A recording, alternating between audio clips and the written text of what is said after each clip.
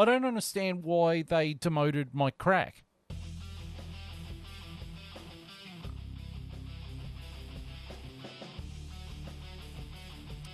Hello there in Internet Land. This is episode 4 of the 2026 season of the F1 Chat. I'm your host, Phil Lamington. Seated to my left is a man who's really angry that he's got to do this whole fucking episode again. It's JB. JB, how are you, my friend? They'll never get to hear the speed round of this episode. The magic round. The magic round. 34 minutes. It's the fastest episode we've ever done. Yeah, it was the sprint episode. We did our own sprint race and they'll never get to see it. So, yeah, what we're alluding to was we actually recorded this a week ago, but I was coughing and spluttering more than an Aston Martin Honda power unit. Yes, you were. So we've decided to bin it and do it again. We'll do it properly this time. Much like Lance Stroll, we've decided to bin it. Lance Stroll versus rearview mirrors. Right, so we're talking about Miami, the Miami Grand Prix. Yes. And it was good, but it wasn't good at the same time. It was one of the better... I mean, it's a shit track to produce racing anyway. Yeah. So the bar is low, but it wasn't a bad race. Like, comparatively to other Miami Grand Prix, it was pretty good. And I think you could probably half blame the regulations for that, but... Yeah, it seemed like it was a track where the regulations suited the track. Yeah. Maybe the good thing about the regulations is, like, all the shit tracks might produce good racing just because. Yeah, like all the street circuits. I don't know how, like, Red Bull Ring's going to go, or Monza. No, they're going to be shit. That's going to be terrible. It's going to be like, Monaco's going to be the best race of the year, judged by this. Yeah, wow. All the shit tracks become good races, and all the good races become shit races. Baku's going to be, yeah. Well, hang on, no, Baku's got that insanely long back straight. They'll have to get out and push by the end of the fucking front straight. Very true. So this race was a sprint race as well. It was a sprint weekend. They missed 2 Grand Prix in the middle, and they're straight into a sprint weekend, so Yeah. no rest for the wicked. Yeah. Well, speaking of the sprint, here comes the sprint race report. Take it away, JB. Yeah, the F1 sprint from the Miami International Autodrome of Hard Rock Stadium car park. We should just have the Mackay International Autodrome, the Canelands car park. It's the same deal. Yeah, except ours has got more potholes. Ours goes up, up, down, down. It'd be like that Tokyo Drift scene where they drift through the... It's the Konami code. Yeah. Anyway, sprint race. Lap 1. Lando Norris starts on pole position alongside Kimi Antonelli. Lando Norris rockets off the line and brings Oscar Piastri with him for a McLaren 1-2 into turn 1. Lap 7, George Russell passes Kimi Antonelli for 4th. Lap 8, Kimi passes Russell back for 4th. Max Verstappen hunts down Lewis Hamilton for 6th, but both cars go off track, and Max is forced to concede the position. Lap 10, Max Verstappen takes 6th place off Lewis Hamilton legally this time. Lap 17, Isaac Hadjar makes a bold move past Franco Colapinto for 9th. Lap 18, Charles Leclerc makes a crucial error hunting down Oscar Piastri. I think he locked up from memory. Effectively handing P2 to the McLaren driver. Lap 19, Lando Norris wins the F1 sprint race ahead of McLaren teammate Oscar Piastri and Ferrari's Charles Leclerc. In 4th place was George Russell in the Mercedes. 5th place was Max Verstappen in the Red Bull. 6th place was Kimi Antonelli in the Mercedes. 7th place was Lewis Hamilton in the Ferrari. And 8th place was Pierre Gasly in the Alpine. Well, that was the sprint race. Yeah, so, not much. Not much. Yeah. Besides, Charles hunting down Oscar, there really wasn't much going on. It's not the right track for a sprint race. It's not a good track for a sprint race. It's hardly a right track for a Grand Prix, but here we are. Speaking of which, we're going to move on now to the actual Miami Grand Prix. Yes. The 2026 Crypto.com Miami Grand Prix from the Hard Rock Stadium car park, otherwise known as the Miami International Autodrome. Anyway, lap 1, Kimi Antonelli starts on pole position alongside Max Verstappen. Kimi Antonelli gets a good initial start but runs deep into turn 1. Charles Charles Leclerc grabs the lead as Max Verstappen spins a 360, but keeps going, avoiding contact but losing a bunch of places. Franco Colapinto makes contact with Lewis Hamilton further back. Lap 2, Nico Hülkenberg pits with a broken front wing. Lap 3, George Russell passes Oscar Piastri for 4th. Lap 4, Kimi Antonelli passes Charles Leclerc for the lead of the race. Lap 5, Charles Leclerc storms back into the lead as Isaac Hadjar crashes out of the Grand Prix after clipping the inside wall and slamming into the outside barrier. I think that was at the chicane near the bridge. Lando Norris passes Kimi Antonelli for 2nd place. Lap 6, Pierre Gasly is hit by Liam Lawson, who has a big lock-up. Gasly's Alpine flips over, does a full barrel roll, like Star Fox. And in his Alpine, and the full safety car is deployed. Lap 7, Max Verstappen dives into pit lane for hard tyres. Lap 9, Liam Lawson is told to retire from the Grand Prix. Nico Hülkenberg's Audi is parked back in the garage as well. Lap 12, Oscar Piastri holds off George Russell through turn 1 off the restart. Lap 13, Lando Norris takes the lead of the Grand Prix off Charles Leclerc.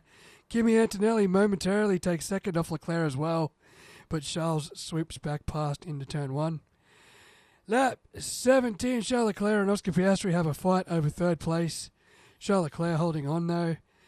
Lap 18, Karun Shandok at Sky Race Control notes that Max Verstappen passed over the pit exit line on the exit of the pit lane after his stop, the FIA noting it officially to investigate after the race. Lap 20, George Russell pits for hard tyres. Lap 21, Charles Leclerc follows suit, but a slightly slow stop sees him fall behind George Russell on pit exit. Lap 24, George Russell passes Alex Albon for 8th, Charles Leclerc following him through the traffic. Lap 25, Lando Norris tells McLaren rain has started to fall in turn 7 and 8.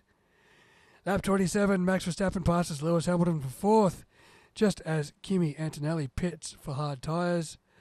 Lap 28, Lando Norris pits for hard tyres, but he loses out to Kimi Antonelli and his warmed-up tyres on the exit. Lewis Hamilton pits as well as Oscar Piastri hustles to try and stay ahead of him. Lap 29, Oscar Piastri pits for hard tyres and manages to stay ahead of Lewis Hamilton on the undercut. Kimi Antonelli blasts past Max Verstappen for the race lead. Lando getting the job done on Verstappen a few corners later as well. Lap 30, George Russell passes Charles Leclerc for 5th. Lap 31, Charles gets the place back off George into turn 1. Lap 34, Kimi Antonelli tells Mercedes he is struggling with gear shifts and throttle. Lap 35, Oscar Piastri dive bombs George Russell for 5th. George gets him back later in the lap before Oscar finally reclaims the place coming into the final corner. Lap 47, Charles Leclerc passes Max Verstappen for 3rd place into turn 1. Max bounces back on him around the outside of the S's before Charles finally closes the deal into the hairpin. Lap 48, Kimi Antonelli tells Mercedes his car has bad downshifts still. Lap 49, Oscar Piastri passes Max Verstappen for 4th. Lap 55, George Russell passes Max Verstappen, but makes contact and breaks his front wing, losing the position back to Max as well. Lap 57, Oscar Piastri passes Charles Leclerc for 3rd place in the final corner on the penultimate lap, but Charles spins coming out of turn 1 and drops all the way down to 6th place. Meanwhile, up in front, Kimi Antonelli wins the Miami Grand Prix from Lando Norris and Oscar Piastri. But after the race, Max Verstappen is handed a 5-second time penalty for crossing the white pit exit line. But he would hold on to 5th place overall after Charles Leclerc was handed a 20-second time penalty for driving his damaged Ferrari off the track unnecessarily and deliberately cutting corners. So, in 1st place was Kimi Antonelli. 2nd place was Lando Norris. 3rd place was Oscar Piastri. 4th place was George Russell in the Mercedes. 5th place was still Max Verstappen in the Red Bull. And then in 6th place was Lewis Hamilton in the Ferrari. 7th place was Franco Colapinto in the Alpine. 8th place was Charles Leclerc in the Ferrari. 9th place was Carlos Sainz in the Williams. And 10th place was Alex Albon in the other Williams. So we'll talk about some key moments first before we get started talking about Kimi Antonelli and co. So the race highlight, some of the race highlights was Max Verstappen spinning on the first lap. Yeah, that was crazy. I don't know if he didn't have any heat, but the fact that everyone missed him. Well, everyone missed him, and he missed the walls. It was. I think he took too much of the curb because I think he had actually a lot of curb underneath his car. Yeah, it might have been what it was. Which is why it sort of spun out on him. But he planted the throttle and kept it going. So yeah, the fact that everyone missed him was a miracle, really. The next race highlight was Ferrari in their rocket starts. Yeah, well, that's the party piece of this Ferrari, isn't it?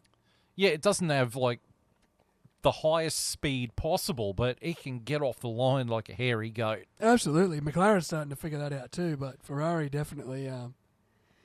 Charles definitely for the lead of the race early on was. And it's funny just to spin off from that. I was watching a video since we recorded the original version of this episode. How Ferrari has the smallest turbo out of all of the power unit suppliers. The team that's actually been going backwards the most off the line is Audi. Really? Because their car has got the largest turbo. So big turbos aren't really... your big maybe good for top speed, but... Yeah, but if you're stuck in the pack, then having... Yeah, exactly. Where are you going to utilise it, really? Yeah. So their turbo is huge, and it's just not helping them off the line. There you go. Next racing highlight was Isaac Hadjar's crash. That was very rookie. Very rookie. Very rookie, and his reaction was as much. Yeah. He clipped the inside barrier and fired it into the outside wall at the chicane. You kind of sit there and go, well, if you can't master that corner, how are you going to go at Monaco? Yeah, but... Yeah, I mean, it happens, but... You know...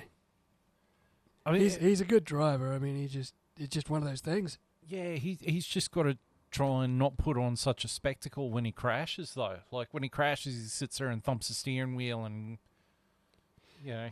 Yeah, it was very rookie, you know. It was a very embarrassing moment for him, so. I mean, his little temper tantrum was probably equally as embarrassing. So. That's what I mean. Like, he's got to knock off the temper tantrums. Honestly. Next racing highlight was the Lawson and Gasly incident. That was that was a fun one. That was Gasly ending up on his lid. Well, no, he ended up back on his. He did a full barrel. He landed back on his wheels, but his Alpine was stuck up on the tyre barriers. Yeah, he got a 9 from the Russian judge. Yeah, it was a classy pirouette. But it was a very silly move on Lawson's behalf. Very amateur hour from Lawson again.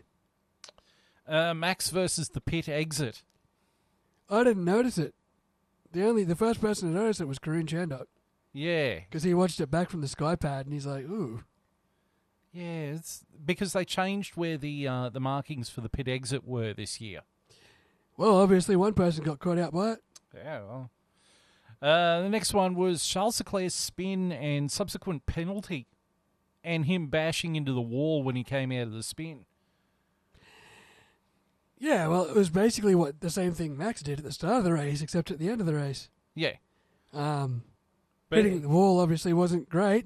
Yeah, well, it did break part of his steering column. He couldn't turn right properly. Yeah, well, obviously that's the way it was. The way it looked as he was cutting every corner under the sun. He could do the other corners okay. Yeah. Yeah, that car would have been great at Indy. Yeah, just turning left all the time. Would have been sweet. And the final one was we were waiting for rain that never showed up until well after the race was over. Yeah, they robbed us of a... Well, maybe they didn't. I don't know. Could they... They would have robbed us of a 2-hour red flag if they'd started the race when they wanted to. The joke for me was I was sitting there going, are we sure these 50-50 powered cars could actually handle being in water? I don't know. I don't think they want to know. Yeah, with that much electric Frankly, we power. don't know. We don't want to know. That's information we could do without. So let's move the race start earlier so it doesn't rain. You know, because we've got these cars that have got 50-50 power with petrol and electric. You don't really want the electrics getting wet, do you? Well, you don't want wheel spin at, like, bad times either. Well, then, Like, you don't want a big battery surge of electrical torque to your rear tyres in the middle of a corner. especially when it's been programmed by Johnny out the fucking back with the laptop. Yeah, when it's pissing down rain and all of a sudden you've got wheel spin at very inopportune moment and It's one of those times where you want a small turbo. probably. Yeah, I don't know how these cars are going to handle the wet. All right, so that's all the race highlights. Now we're going to talk about Kimi Antonelli. And what a fine weekend that young man had. I mean, the sprint race didn't quite go so well for him, but the main race, As soon as McLaren botched their undercut pit stop, it was his. yeah, he was off to the races, and that's 3 wins in a row now for him. Yeah, well, they threw this away. Lando should have won this race, but Kimi had him on the undercut, and that was it. Drove well. Yeah. Lando couldn't match him after that, so championship leader for a reason. And it's starting to show there's a bit of a gap between him and George Russell. Yeah, well, George is being very much outdriven by his teammate now. Yeah, it's George Russell probably going to be the perennial number 2 driver. Perennial bridesmaid. Yep, always a bridesmaid, never the bride. Correct. All right, so we're going to the key drivers. First key driver, Lando Norris. Yep, won the sprint. Should have won the Grand Prix, but didn't. Yeah, he had a solid weekend. He got as much points as he was allowed to get. Yeah. Next key driver, Oscar Piastri. Same. Another solid weekend at the P2 office. was probably hoping for more, but P2 in the sprint and P3 in the Grand Prix. Well, I mean, he didn't start the first 2 races, so he's done consolidating. he's bringing it back into the fight. He very much is. Good, consistent points. George Russell. Yeah. Got outdriven by his teammate again, though, so I don't know how proud he is about it. Yeah, wow. Next key driver, Lewis Hamilton. Yeah. He actually had a solid He got weekend. hit by Franco Colapinto early in the race and dropped back a bit, but Well, he said at one point, I can't race with this car with this damage on it. well, he kept going. I think he got, he got 6th or something? Yeah, he got 6th. Yeah, so, soldiered on. Yeah, Carlos Sainz.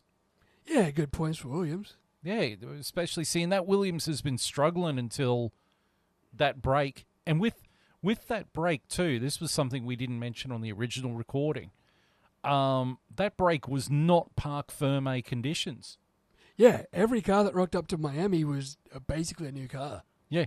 I think McLaren came with like 11 upgrades, Yeah. but so did everyone. Like, yeah, this is definitely 2026 regulations as they were meant to look. Well, I mean, both Ferrari and Red Bull showed up with their version of the Macarena wing. Yeah, we forgot to mention Red Bull has the flippy wing now. Yep. Yeah, And they've got... that slot gap is massive. Yes. That is a big slot gap when that wing flips. That's a lot of air I getting could through fit there. my head in that slot gap. That's a lot of air. Photos or it didn't happen. I'd give it a shot. Tell Max to flip the wing. Just don't flip it back or it'll be like an old French guillotine. It's carbon fibre. It'll break before you do. And the final key driver was Alex Albon in the other Williams. Yeah, good day for Williams. The car's still heavy and boxy, but they're getting there. Yeah. All right, and then we get to the helmet drivers. There's the PK kick. First helmet driver, you disagreed with me on the first pass, but it's still here because I haven't changed my notes. Max Verstappen. Just, spinning on the first lap and then the pit exit thing. Yeah. They're the things that put him in this category, but I don't think he deserves winning it. They're very minor mistakes. Yeah. That's the fine margins, Even champions make mistakes, Next one, Franco Colapinto. Yeah, he had a bit of a rough weekend. He was in the wars a lot. Hit Lewis, and I think he did something in the sprint race as well. I can't remember.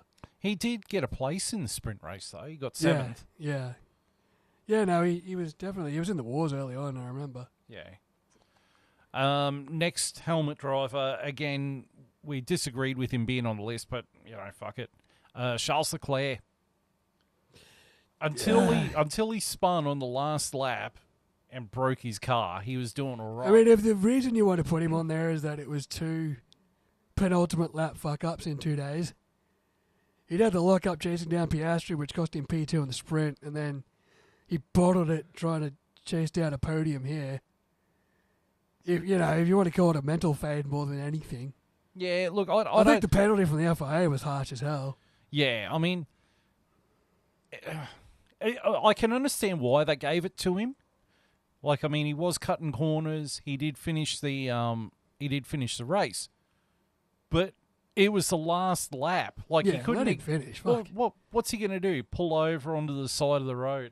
Yeah. Like, come on. Yeah, give him a chance to finish the race. And he didn't cause any accidents. He didn't get in anyone's way. No, he was very good. I saw the onboard. He was very good at getting out of everyone's way. Yeah. So, I feel like the damage has been done. He was going to finish 3rd or 4th. 6th. And then he wound up finishing... Yeah, he finished 6th. He wound up finishing 6th, but he was hunting for the podium at that. Yeah. Wasn't he hunting down Piastri again? I'm sure he was. I'm sure he was closing in on Piastri for a podium spot. And then he's looped it and he's finished 6th on the road. I feel like the damage was already done. Yeah, I don't think the FIA had to give him an extra 20 seconds. It's very much that Simpsons thing of stop it, he's dead already. Yeah, like the damage is done. But next helmet driver is Isaac Hadjar. Yeah, that was very rookie of him. And, like, there's a very similar corner at Monaco. That's why I keep bringing up Monaco. If he can't handle a chicane at this track, how's he going to handle the similar chicane coming out of the tunnel at Monaco? I guess we'll see. I'll just put it down. It was literally just an accident. Just a slightly offline, turned in too early or too late. And just a bit of a try-hard moment. It really was. It really was, because Isaac's a good driver. Like, we can see him as a racer. He's a good racer. Speaking of try-hard moments, the final nominee in this category is Liam Lawson. Yeah, lock him in for this week's winner, because he had a shocking weekend, and then he just tried to kill Pierre Gasly. Like, he's, I don't know, mate. Try the decaf. Yeah, one weekend he's good. The next weekend he's fucking dodgem car racer. It seems like it's his ego. He gets an ego boost, and it just is a caffeine hit of an ego boost, and he does something retarded the next race. Yeah, he just goes all Mario Kart about it. It's a me. Yeah, no, lucky him in. He had a terrible Grand Prix, and I don't think his sprint was much better. So Liam Lawson, helmet driver of the Miami Grand Prix. All right, now it's time for the news. The first news item is that Alan McNish, used to drive for Toyota in F1, is now the new head of racing at Audi F1, replacing Jonathan Wheatley. That's a good get. McNish, highly respected around the paddock. And he's also the guy who is the head of the Audi F1 driver program. Oh, well, there you go.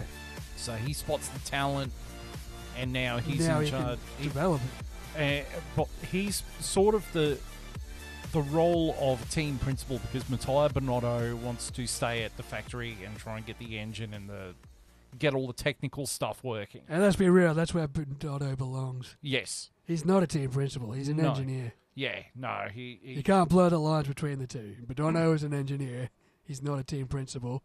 So that, in my opinion, is a win-win for Audi. Yeah, I think so too. McNish is a great pickup, even though you've lost Wheatley.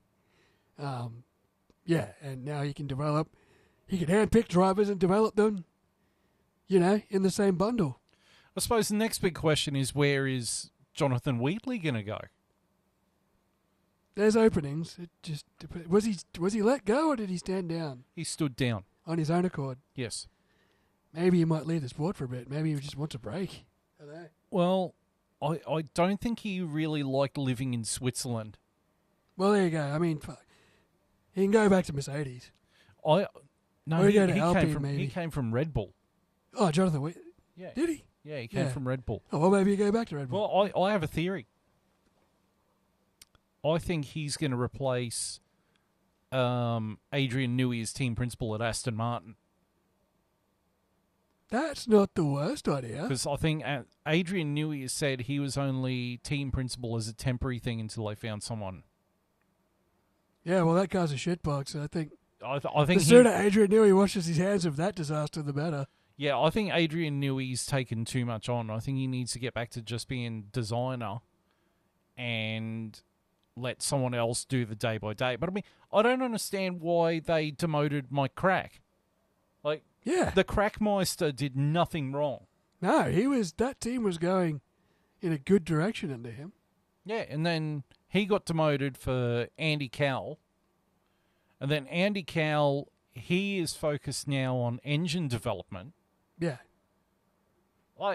It just feels to me that Larry Stroll is spending all this money in hiring top-shelf names, but he's putting them in wrong positions. There's no chemistry. Yeah.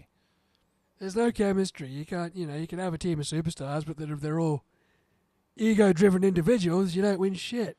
And if you put them in the wrong positions at the wrong time, you're just wasting time and money. Yeah. Okay. All right, next news item is...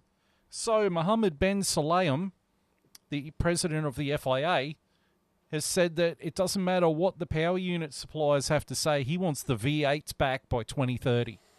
Oh, man, I have hated this guy for a long time, and now he's just pulled a face turn and...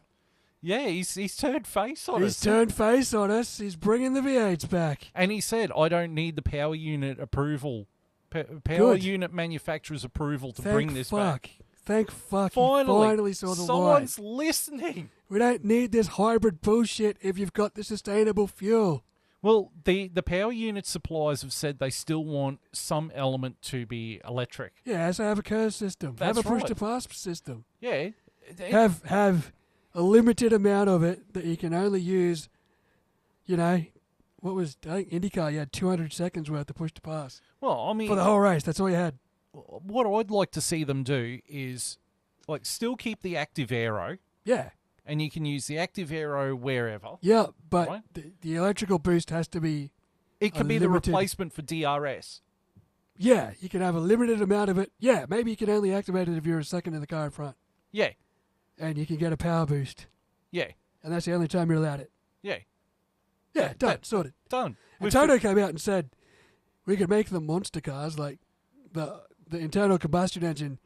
A V8 internal combustion engine can have 800 horsepower. You can whack a 400 a battery on it that could produce another 400 on top of that. Yeah, you could potentially have a 1200 horsepower car. Yeah, but I mean, I was watching this video about the Porsche power unit, the Porsche engine that they put in that test McLaren. You know that thing had 1,400 brake horsepower? Yes. 1,400 brake horsepower. That would have done some damage. Oh, I think that would have killed God. Yeah. Yeah. God drove it and loved it. Well. But they'd already signed the deal with Peugeot, so they didn't use it. Yeah, it sucks. That's a silly move, Ron Dennis. Silly. Stupid boy. Well, it's the same team that turned down Lamborghini's V12 engine back in the 90s. Yeah, that is the Lambo engine. Oh, the Lambo engine. Did you say Porsche? Yeah, I thought you said Porsche. Yeah, no, it was the Lambo engine. Sorry. Yeah. 1,400 horsepower. And they turned it down, but they were worried about its reliability. Who cares? Just send it. Just send it. And now Lamborghini doesn't want to come to F1 anyway, so... Yeah, they want to be... That ship sailed, much like BMW said they don't want to come back. Yeah, bloody I hope the V8 engine means the return to some of these manufacturers, though. Like Toyota. If we can't get BMW back, I want Toyota back. Toyota.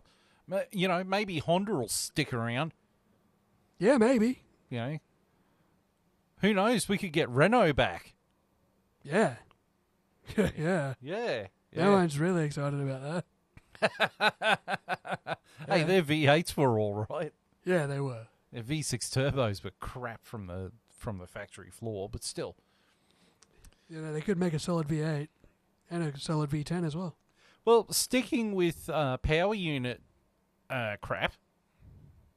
So we're getting some power unit regulation changes for 2027. Good. I'm glad they didn't sit on this shit. It's going to be They've already tweaked the rules after 2 races, so you know. It's going to be similar to what we got now, but it's going to be a 60-40 split. So it's going to be 60% internal combustion engine, 40% battery power. Oh, thank Christ. Because that will really solve everyone's fucking issues with these regs. Will it, though? I was being sarcastic. Yeah. I don't think if sarcasm radiated out of my voice enough there. Well, it might actually destroy Ferrari's wicked starts if they have to change the regs. No. No. It just means they'll get reeled back in faster. Oh, yeah. You know. Just the idiot who thought of these regs. Just.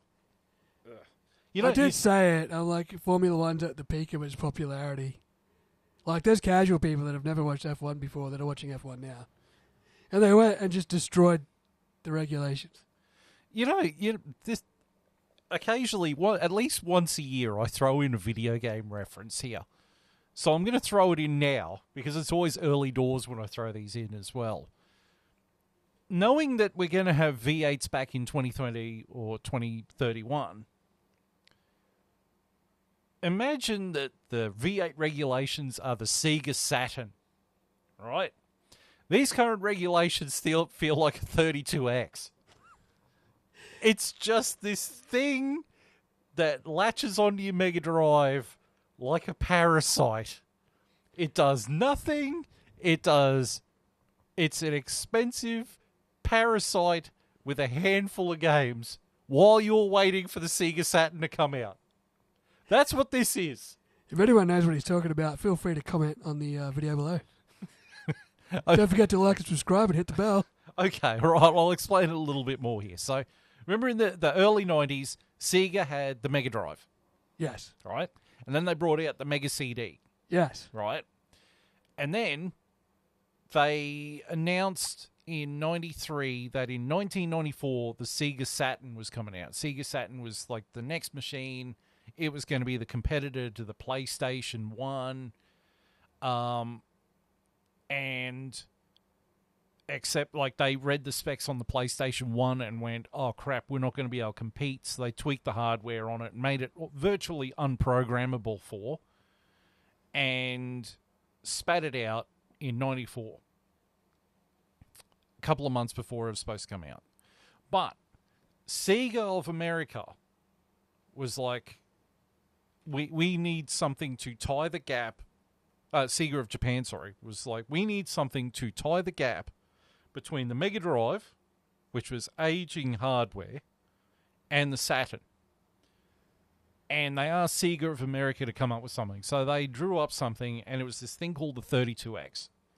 And it plops into your Mega Drive, and it has its own library of games. But the base hardware is still the Mega Drive, but with this additional parasitic thing sitting on top of it. So you could get better graphics, but it still had the same shitty sound and the same shitty color palette as the Mega Drive. And they launched it for $200 in the US. The Saturn was coming out for $299 in a few months' time. And this thing still ran off cartridges. All the games that came out for the 32X were the updates of already released Mega Drive games. Like Mortal Kombat 2 came out on the 32X. Or like new versions of Virtua Racing and Star Wars Arcade. And, you know, I think there was a grand total of 49 games released for it. By the time the Saturn came out in the middle of 94, the price of the 32X had dropped down to $99 in America. That seems like a pretty catastrophic failure there. That's what these current regs are. So in modern terminology, it's like Rockstar dropping a 4K remake of GTA 5. Well, we're all sitting here waiting for GTA 6 to come out. Yes. That's what these current regs are as we wait for greener pastures and better days. It would be the equivalent of Xbox re-releasing the Xbox One console when you could go and buy the Xbox Series 1 console. God, I wish they would work on their marketing. Fucking Xbox is dead. PlayStation's won the war. I wouldn't count on that. Anyway, back to the Formula One aspect of this. Right, so yeah. Basically, we're all waiting for Christmas here, and it's only Easter. Yeah. Because Christmas is 2030 when we get V8s back. Yeah, so when we get to unwrap that under the Christmas tree. That's Ooh, gonna be that's gonna be a Christmas worth waiting for. Oh, I can't wait to hear that sound again. Oh, and then you're gonna have to start wearing earplugs at Grand Prix again. Woo! Yes. And then they've got to sign a new Concord agreement in 2031. Good. There's still time to save the sport. Yes, we could repair it. We have the technology. He can be rebuilt. All right. The next news item. BYD, car manufacturer BYD, is in talks with F1 about being the 12th team on the grid. Does BYD realize we're not running shitty electric engines for much longer? Does BYD realize... Can BYD build a V8 engine? Well, does BYD realize this is Formula 1, not Formula E? They've put the submission email into the wrong... They've hit 1 instead of E on the email. Well, the president of BYD, who is a Chinese lady... Obviously.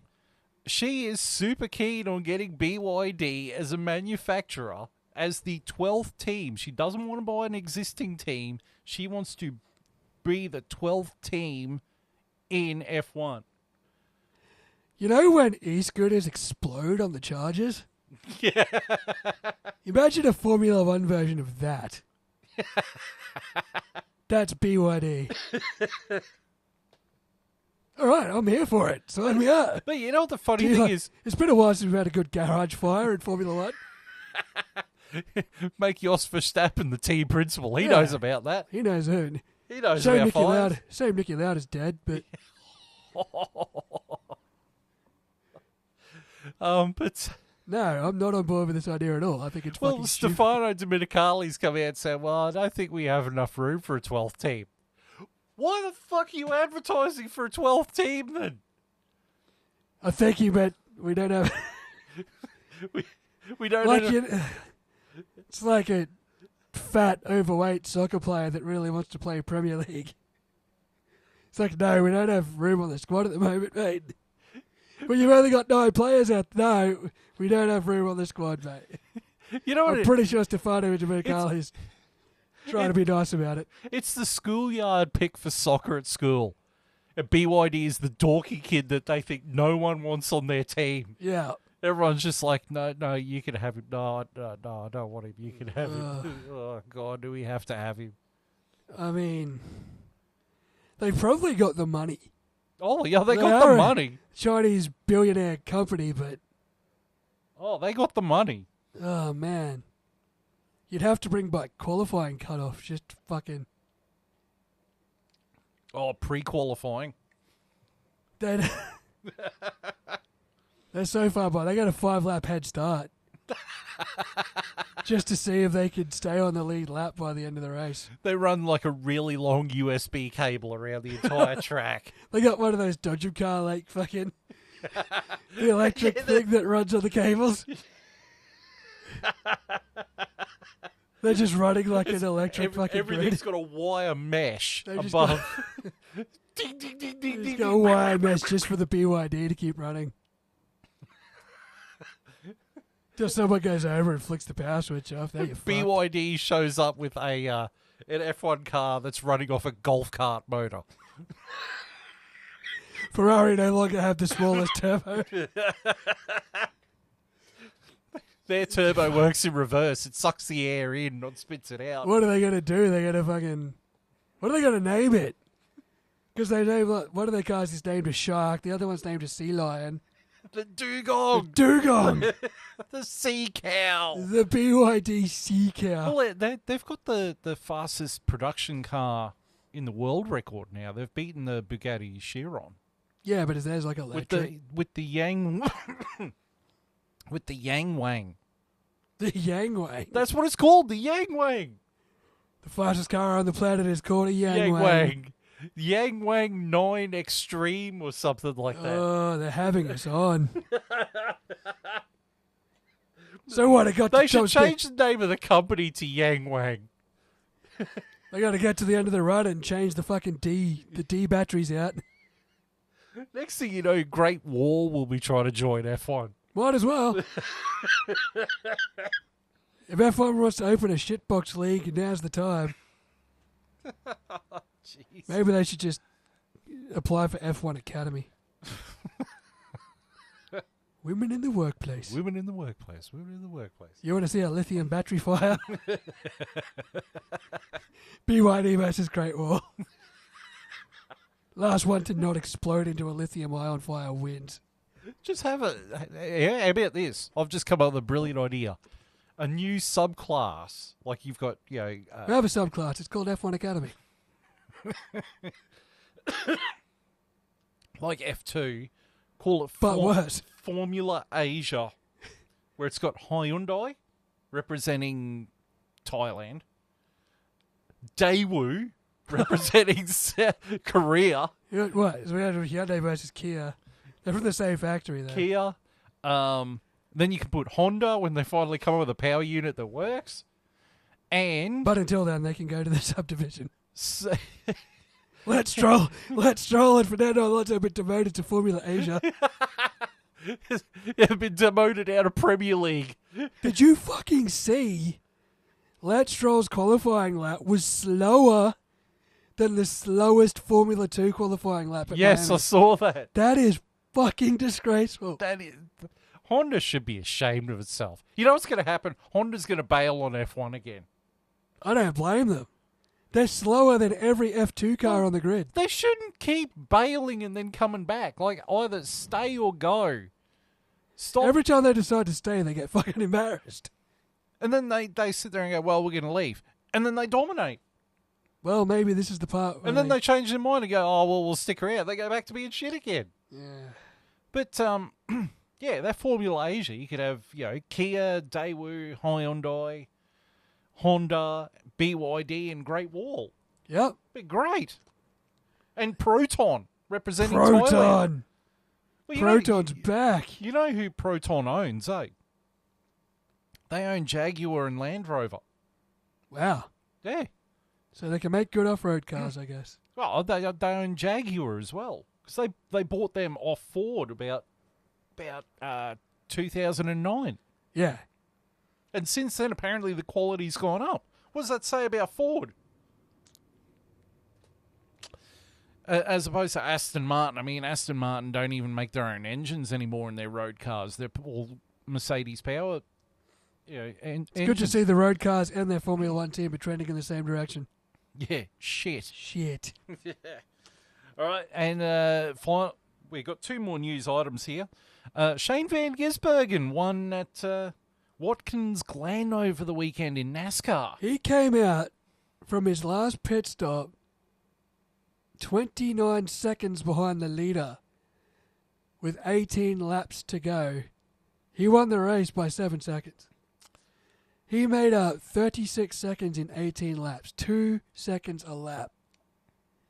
He's the greatest road racer NASCAR's ever seen, and they're losing their fucking minds. Well, that's because he gave me a call and asked me about how did I try with me versus you in Mexico in the old F1 game. 2 seconds a lap. Yeah, see, You didn't catch me, though. That's the problem. I caught you. You didn't pass me. I kind of did, but then I went off the track. As Martin Brundle says, catching is one thing, passing is another. I did pass you. Off the track. Off Max the track. Verstappen. Yeah. I didn't force you off the track. No. You forced yourself off the track. Yeah, tried not to hit you. Doesn't matter. It was the last lap. It was. It's your mile. Winning's winning. That's my line. Shut up, Vin Diesel. Correct. Even though neither of us actually won that race. I'm pretty sure Nathan did. We'll have to crack that out. You know what we need to crack out again? V8 Supercars 3. Yes. Like a real racing game, Yeah. not like a shitty Codemasters. Even though that is a Codemasters It is the game. Codemasters game. Back when Codemasters was good. Back when it wasn't owned by EA. Yeah. Yeah.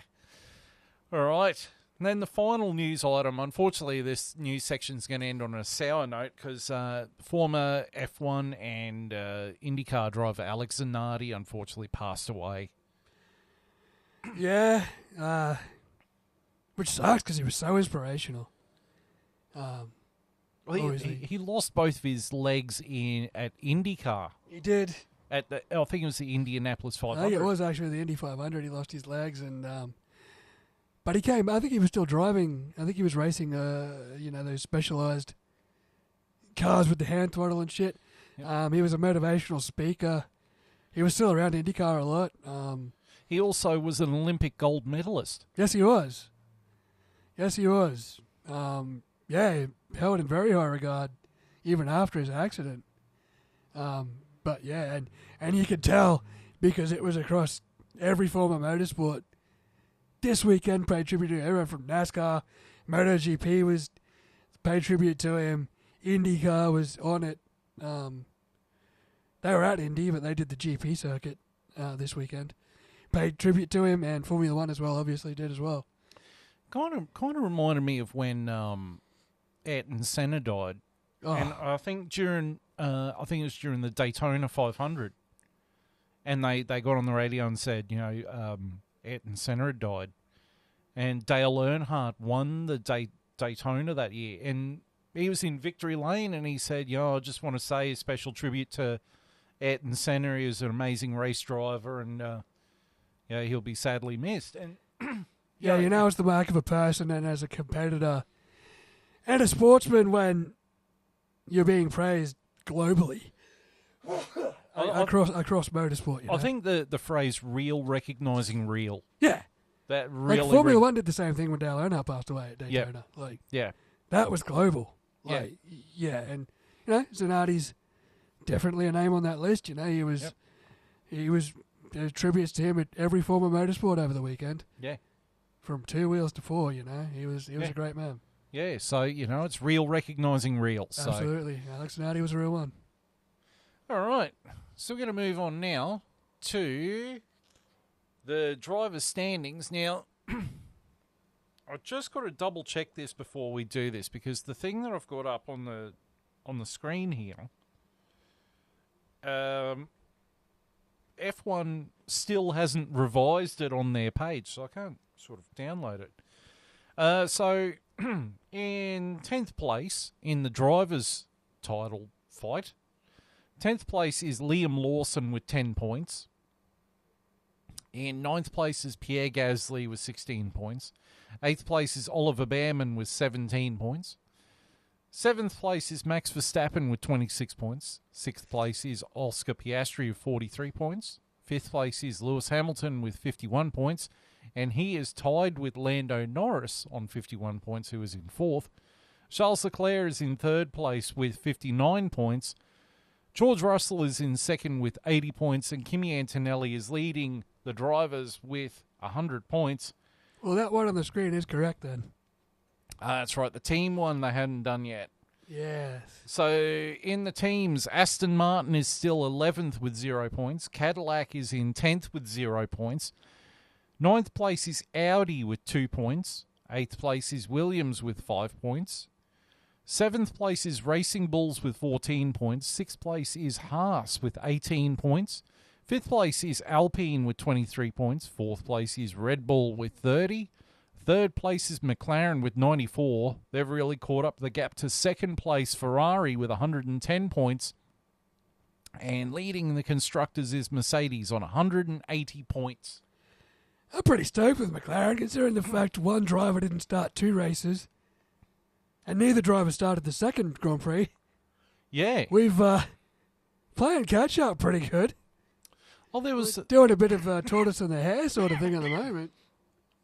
There was actually another news item I forgot to mention too, is that next year, Bahrain will host the opening round of the F1 Championship. Did they give their dirty blood money to the FIA again? Well, the only reason why we've hosted it as the opening race for the last couple of years is because of Ramadan. Right. Oh, Rub-a-dub. Oh, rub-a-dub. Oh, Rub-a-dub-dub. But no, next year it goes back to Bahrain. Okay. Yeah, I wouldn't mind if they changed it where we're down the bottom and we're the last race of the year.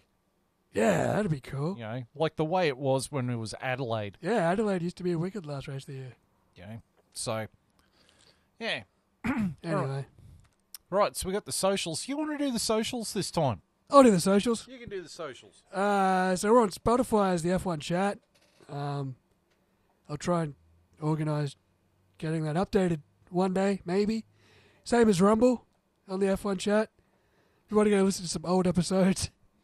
You want to go back to when there was still 3 of us in this. Yeah, if you want to go back to when this podcast used to have 3 people on it.